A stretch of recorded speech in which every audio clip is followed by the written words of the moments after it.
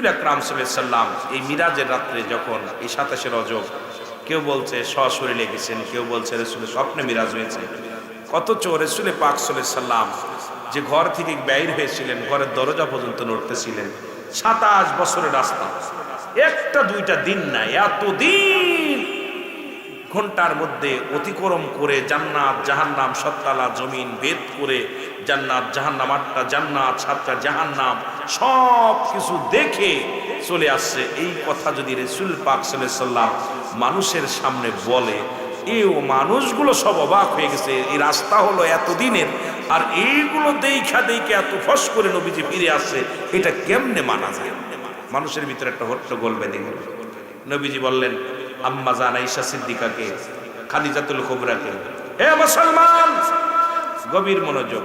উনিও মানছে, আবু বকর মানছে, হযরত আলী মানছে, সবাই মানছে। কিন্তু তৎকালীন জামানার মধ্যে কিছু ধোঁকাবাজ মৌলবী আছে, ধোঁকাবাজ মানুষ আছে। রাসূলুল্লাহর মিরাজ উনি অস্বীকার করলেন, যেটা মানতে পারি না। উনি মানুষের সামনে কেমনে? এখন আপনি তো আমাদের মিজান ভাই, মাওলানা মিজান ভাই রাস্তাতে গেলে যদি একটু বেঁকা হয়ে যায়, তাহলে একদম মাওলানা সাহেব বেঁকা হয়ে গেছে। এখন উনি যদি সোজা হয়ে যায়, তাহলে তো মানুষ ওনার এরকম, মানুষ এত হাইলাস করবে না, ভাইরালও হবে না। এখন এক লোক মাছ কিনছে একটা, আমি বোঝানোর জন্য অল্প একটু কথা বলে যাই। মাছ কিনা বাড়িতে নিয়ে যাচ্ছে, বলছে ভাই এত বড় মাছ কিনছেন আপনারা দুজন, মিজান ভাই আপনি তো মাত্র দুজন মানুষ, আপনার বাড়িওয়ালি আর আপনি, এত বড় মাছ দিয়ে কি হবে? আরে ভাই আর কোয়েন না, মাছটা খাবো। কই কেন? কই আরে শুনছেন আব্দুল্লাহর বেটা মুহাম্মদ, সে নাকি 27 বছরের রাস্তা ঘন্টা অনেকের মধ্যে ঘুরে আইছে, জান্নাত দেখছে জাহান্নাম দেখছে, আল্লাহর লগে কথা কইছে। এরপরে উনি এগুলো বলছে, এই বিশ্বাস করা যায় এত বড় একটা কথা? বলছে হতে পারে। আরে ভাই কেমনে হয়? চলে গেছে বাড়ি। বাড়ি যাইয়া বিবিরে কইছে, বিবি কয় এই মাছটা কুইটা ভালো করে রান্না করো, আমি গোসলটা করে এসে খাইব। গোসল করতে গেছে, গোসল করতে যাইয়া লুঙ্গি এবং গামছা দুইটা এক জায়গায় রাইখা যখন পানিতে যাইয়া ডুব দিছে, সঙ্গে সঙ্গে পুরুষ থেকে মহিলা হয়ে গেছে। জোরে বলেন সুবহানাল্লাহ। আর একটু জোরে। এ যুবকেরা হই না নিজ ভালো করে, নবীর মিরাজ যারা মানিস না, আমি ওই ওয়াজে যাইতেছি না, এই জন্য এত বোঝাতে পারবো না, খালি একটু উদাহরণ দিয়ে চলে যায়। উনি সঙ্গে সঙ্গে মহিলা হয়ে গেল। উনি তাকা দেখে মাথার ভিতরে লম্বা লম্বা চুল, কানের ভিতরে দুল, নাকের ভিতরে ফুল, হাতের ভিতরে বালা। একই রব্বে কারিমের খেলা, জোরে জোরে বলা যাবে না মারহাবা। বেটা মানুষ থেকে বেটি সব কিছু লিঙ্গ পরিবর্তন, সব কিছু পরিবর্তন হয়ে গেছে। আমার বাবার এখন এই কথাটা বললে আবার অনেকে বলতে পারেন হুজুর কি কয়, সব কিছু পরিবর্তন হয়ে গেছে। এবার নদীর ধারে বসে আছে মুসলমান শোনো, নদীতে বসে আছে, না পারে উঠতে না পারে নামতে, চিন্তা করে কাপড় গায়ের মধ্যে নাই, মেয়ে মানুষ দাঁড়ায় আছে। ওই নদী দিয়া গোসল করতে গিয়েছিল আমার বাবারা। গোসল করতে যে অবস্থায় হয়েছে, এবার এক মাঝি নৌকা, একজন ব্যবসায়ী ব্যক্তি, এই ব্যক্তি ওই নৌকার মাঝি নৌকা নিয়ে আসতেছিল ওই নদী দিয়ে। হঠাৎ করে দেখে সদাগর এক সুন্দরী নারী। ও যুবকরা, আল্লাহ বাদশারে ফকির বানাইতে পারে, ফকিরের বাদশা বানাইতে পারে। নদীরে কোল বাঙ্গ কোল গড়ে, এই তো নদীর খেলা। সকাল বেলা বাদশারে তুই ফকির, সন্ধ্যা বেলা আল্লাহ রাতকে দিন বানাইতে পারে, দিনকে রাত বানাইতে পারে। বিশ্বাস আছে কার কার? একটু হাত তোলে। এই যে আমেরিকা খেলতেছে আগুন, এখন আজান দিতেছে, দেখলাম আজান। কি আশ্চর্য, লঞ্চের ভিতরে আগুন, সারা আমেরিকার জমিন ঝড় তুফান শুরু হয়ে গেছে। কোনো আগুন নিবানো, কোনো ফায়ার সার্ভিস, কোনো কিছুতে কাজ হয় না। সাগরের মধ্যে আগুন, সাগরের মধ্যে। এটা কি সম্ভব? আমি তো বিশ্বাস করি না। আজকে ফেসবুকের মধ্যে দেখলাম যে সাগরের মধ্যে পানির উপর দিয়ে ভাসতেছে আগুন। আশ্চর্য হয়ে গেলাম। যেখানে পানি দিয়া লিবাইবে আগুন, সেই পানিতে আগুন ধরছে। কথা কি বোঝেন আমার? আল্লাহ পারে? মনে হয় পারে। পারে? বিশ্বাস আছে তো? বিশ্বাস আছে? আমার ভাইরা, আমার বন্ধুরা, আমার এবার উনি কি করলেন? দাঁড়া আছে সদাগর সুন্দরী মেয়ে দেখিয়া উনি গুটি গুটি পায়া গায়ে চিন্তা করে, এত সুন্দরী মেয়ে তো কোনোদিন দেখি নাই। মেয়েটাও আস্তে আস্তে পানির ভিতরে যায়, গলা পানিতে দাঁড়ায় আছে। সদাগর যায় উঠাইছে তারে, হাত ধরে টানি উঠায় দেখে গায়ের মধ্যে কাপড় নাই। নিজের কাপড়টা দিয়ে মেয়েটাকে উদ্ধার করে উঠায় নিয়ে গেলেন। নিয়ে বাড়ি নিয়ে মেয়েটার সঙ্গে হুজুর ডাকিয়া বিয়ে পড়াইয়া একদিন দুদিন নয়, দীর্ঘ 12 বছর সংসার করছে। ধরে বলেন মারহাবা। এই 12 বছরে 10টা ছেলে মেয়ে হয়ে গেছে। 10টা। অনেক লম্বা আলোচনা, ইতিহাসটা বলতে গেলে অনেক লম্বা, আমি সময় দেব না। এই জন্যে আমি তাড়াতাড়ি অন্যদিকে যাবো, সংক্ষিপ্ত আকারে বুঝাই। কয়টা ছেলে মেয়ে? 10টা ছেলে মেয়ে। 12 বছর সংসার করছে। করার পর স্বামীর একদিন ডাকতে বলে, স্বামী এই 12টা বছর তোমার সংসার করলাম, তোমার ছেলে মেয়েগুলো সামলাতে যে অনেক কষ্ট হয়, একটু নদীতে যে গোসল করবো মন চায়, একটু সুযোগ দাও, আমি গোসল করতে যাব। গোসল করতে গেছে, আবার নদীর মধ্যে পানির মধ্যে যাইয়া যখন পানির মধ্যে ডুব মারছে, সঙ্গে সঙ্গে লিঙ্গ পরিবর্তন হয়ে গেছে। তাকায় দেখে মাথার মধ্যে নাই চুল, কানের মধ্যে নাই দুল, কানের নাকের মধ্যে নাই ফুল, হাতের মধ্যে নাই বালা। এ আল্লাহর কি মহিমা খেলা। 12 বছর তাকায় দেখে যেখানে লুঙ্গিটা রেখেছিল, কাপড়টা রেখেছিল, সেই কাপড়টা সেই জায়গায় আছে, দুলতেছে। উনি লাফ মেরে উঠলেন, উঠিয়া দূরে গেছে। দূরে যা পর মুসলমান যা ডাকে বিবি, এখনো মাছ কুটতেছে। মাছটা ধরে বসে আছে বটি লইয়া। স্বামী কয়, বিবি রে কি খবর? এখনো মাছ কুটা হয় না। বিবি কয়, তুমি পাগল হইছ নি? এই মাত্র গেলা। কয় বছর মাঝখানে? এর কতক্ষণ? কয় বছর? 12 বছর মাঝখানে চলে গেছে। বিবি ডাক দে কয়, স্বামীর এই মাত্র তুমি গেলা, মাছ তো কেবল দিয়া গেলা। কয়, না রে বিবি না, আমার জীবন থেকে 12টা বছর হারায় গেছে। আরে আমি পুরুষ থেকে মহিলা হলাম, এরপরে একটা নয়, দুটি নয়, 10টা সন্তান আমি জন্ম দিলাম। বিবি চল চল, এই 12 বছরের মধ্যে যদি মাছ কোটা না হয়, আমার নবীর মিরাজ, আমার নবী আল্লাহর দিদার করেছে। ঘন্টা লাগে না রে, ঘন্টা লাগে না, দিন লাগে না, বছর লাগে না। ওই 27 বছরের দিন আল্লাহ রাব্বুল আলামিন সেকেন্ডের মধ্যেই করতে পারে। জয় বলেন মারহাবা। রাসূলুল্লাহর কাছে চলে গেলেন, বলি ইয়া রাসূলুল্লাহ আমাকে কলমা পড়ায় দেন। নবী গো, নবীকে কি হয়েছে? কয়, হুজুর। নবীজি বলছে, কি হয়েছে তোমার?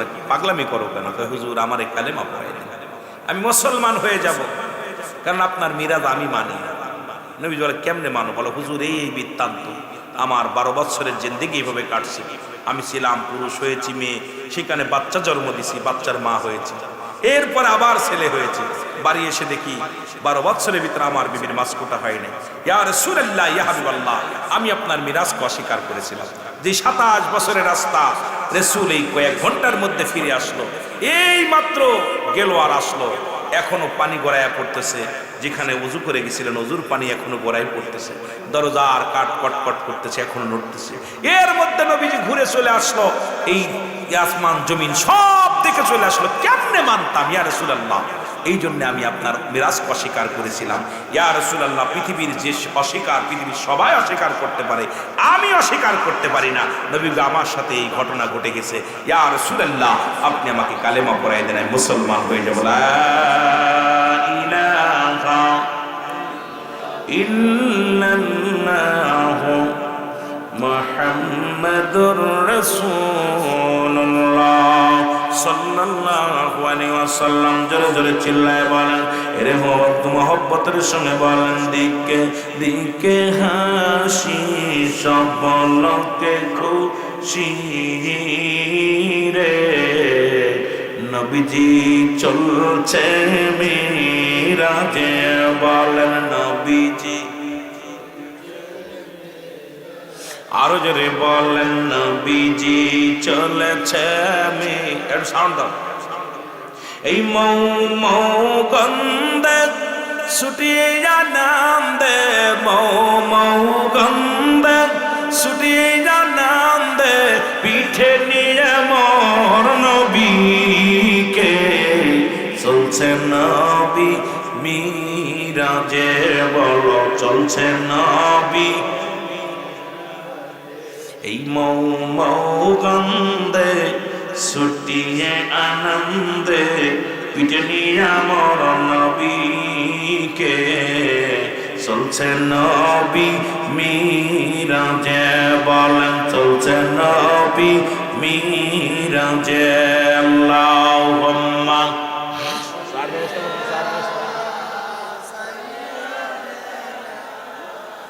মাওলানা মুহাম্মাদ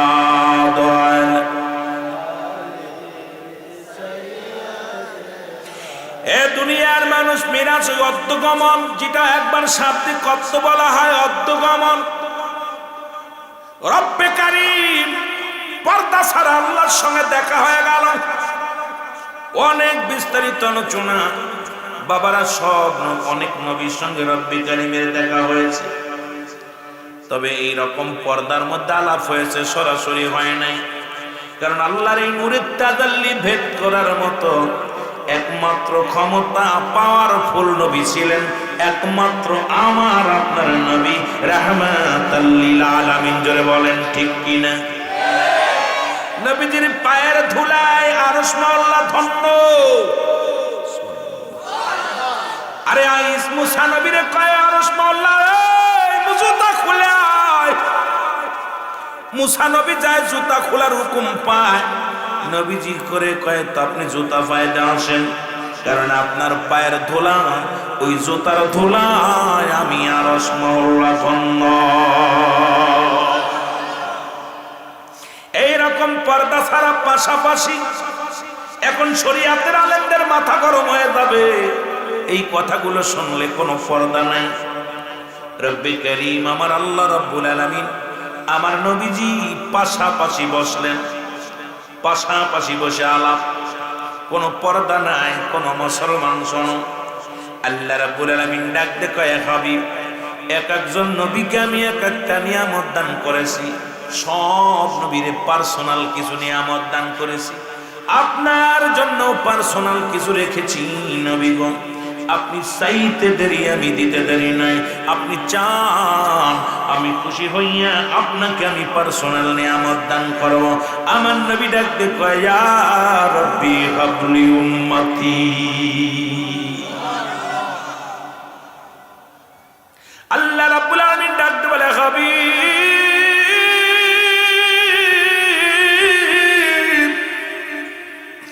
আপনাকে যখন রূহের জগতে রাখলাম তখন চাইলেন উম্মত যখন আপনাকে জান্নাত দান দেখাইলাম চাইলেন উম্মত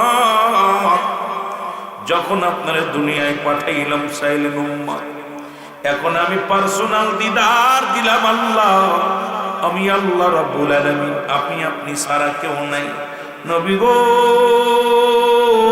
নবী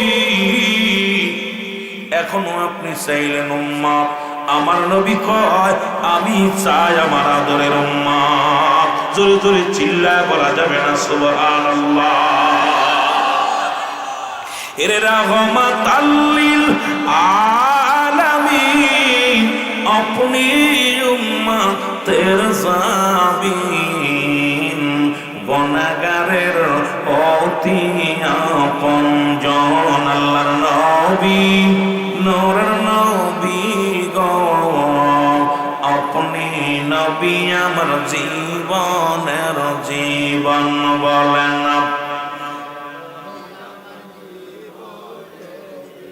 আপনি আমার জীবন সাথী অন্ধকার কবরের বাতি বলেন আপনি আমার জীবন সাথী। অগয় অন্ধকার অগয় আপনি সারা বলেন বাসি কেমনে। আল্লাহর নবী নূর নবী গো আপনি নবী আমার জীবনের জীবন বলেন আপনি নবী আমার। এ দুনিয়ার মুসলমান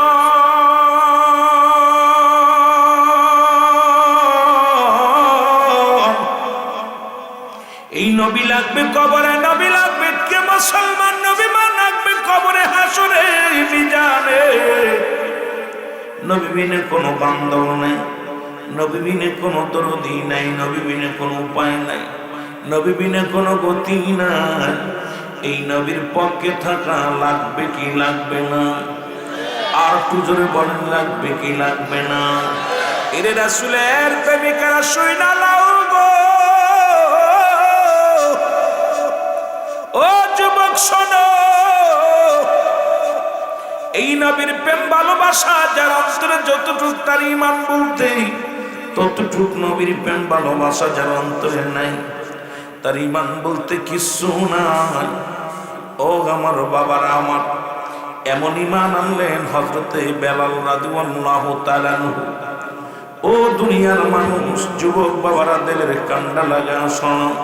বেলাল পড়লেন বলেন আশহাদু আল্লা ইলাহা ইল্লাল্লাহু ওয়াহদাহু লা শারীকা লাহু আশহাদু আন্না মুহাম্মাদান আবদুহু ওয়া রাসূলুহু লা ইলাহা ইল্লাল্লাহু মুহাম্মাদুর রাসূলুল্লাহ।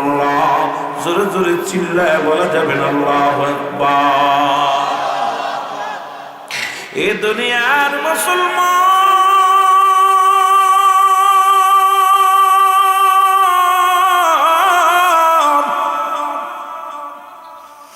বেলাল ইবনে রাবাহ তৎকালীন জামানার মধ্যে গো,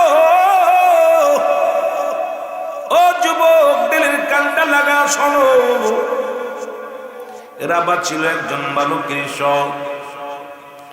তৎকালীন জামানায় ছোট্ট বেলাল, আপনাদের মতো যুবক বাবারা, বেলাল ডাক দেখো আমার আব্বা জান, এই জমিনটা কে বানাইছে? সূর্যকে উদয় করে, সূর্যকে ডুবায়, কে রাত বানায়, কে দিন বানায়?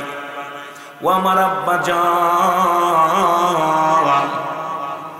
আমি বেলাল আপনার কাছে জানতে চাই আপনার আমার মালিককে। বেলালের বাবারা বাডাক দে কয় বাজান রে, সব কিছুর মালিক আমাদের মহাজন। এর কয় না না না, কে সূর্য উদয়, কে ডুবায়, কেউ রাত বানায়, কে দিন বানায়। আরে আমি তার সন্ধানে পাগল। এরিস্টটল, সক্রেটিস বই লেখাবার বলেন ও তাই সেল, নিজেকে নিজে চিনতে হবে গো। মানারাফান নফস, নিজের নফসকে চিনতে হবে। কলবুস সালিম, আত্মাটাকে প্রসিদ্ধ করতে হবে। এখন বেলালের আত্মার মধ্যে নিজেরই নিজে চিনা শুরু করছে। আরে জমিন বানাইলো কে? আসমান বানাইলো কে? এই ভূখণ্ডের মালিককে, আমার মালিককে। বেলাল গবেষণার মধ্যে পড়ে গেছে, ছোট্ট মানুষ, তার একমাত্র গবেষণায় হলো এই সৃষ্টিকর্তাকে, এইগুলোর জমিন আসমানের মালিককে। জোরে জোরে চিল্লায় বলা যাবে না সুবহানাল্লাহ। ও তারে ধরব কেমনে, তারে পাবো কেমনে, তারে ধরব।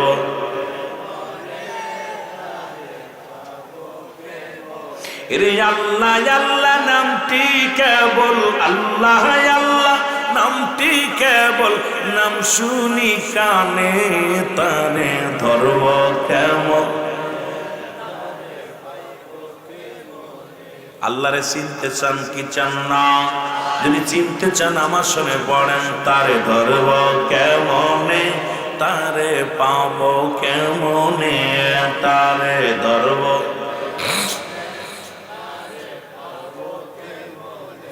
রে আল্লাহ আল্লাহ শব্দ কেবল আল্লাহ আল্লাহ নাম শুনি কানে, হায় হায় আল্লাহ আল্লাহ নাম শুনি কানে, তারে ধরব কেমনে, তারে পাবো কেমনে, তারে ধরব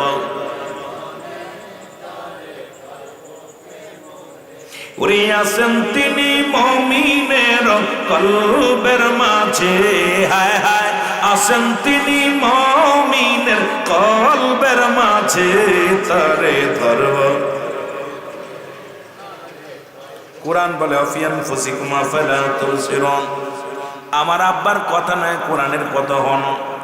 আল্লাহ কয় বান্দা আমি তোমাদের মধ্যে আছি, আমি পাহাড়ে থাকি না, নগরে থাকি না, আসমানে থাকি না, জমিনে থাকি না, আমি থাকি মুমিনের কলবের মধ্যে। জোরে বলেন মারহাবা। কোথায় আল্লাহর বাড়ি? কথা বলেন কোথায়? আসতে কইতেন নি? মসজিদে আল্লাহর বাড়ি, আসমানে আল্লাহর বাড়ি, জমিনে আল্লাহর বাড়ি, পাহাড়ে আল্লাহর বাড়ি। আল্লাহ কয় আমি আছি, আমার বাড়িটা হলো মুমিনের কলব। এখন মুমিন যে ব্যক্তি হয় সে নামাজ ছাড়ে না, মুমিন যে ব্যক্তি হয় ঘুষ খায় না, মুমিন যে ব্যক্তি হয় সুদ খায় না, মুমিন যে ব্যক্তি হয় না জিনা বা বিচার করে না, মুমিন যে ব্যক্তি হয় দুনিয়ার অন্যায় করতে পারে না, পারে না।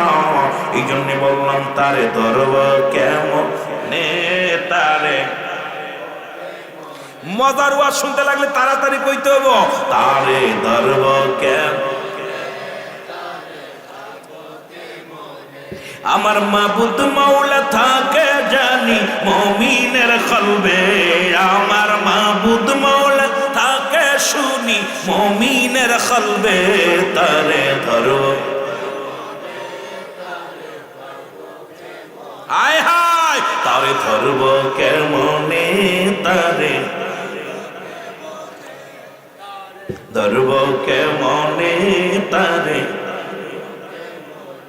এই যে বহু রূপের মৌলা তিনি, বহু রূপের মৌলা তুমি, খোঁজো তাহাকে, হায় হায় বহু রূপের আল্লাহ আমার, খোঁজো তাহারে, তারে ধরব কেমনে, তারে পাবো কেমনে, তারে ধরব। আল্লাহ এত সহজ নয়, আবার এত কঠিন না। এই আল্লাহ আমি মুমিনের কলবে থাকি গো,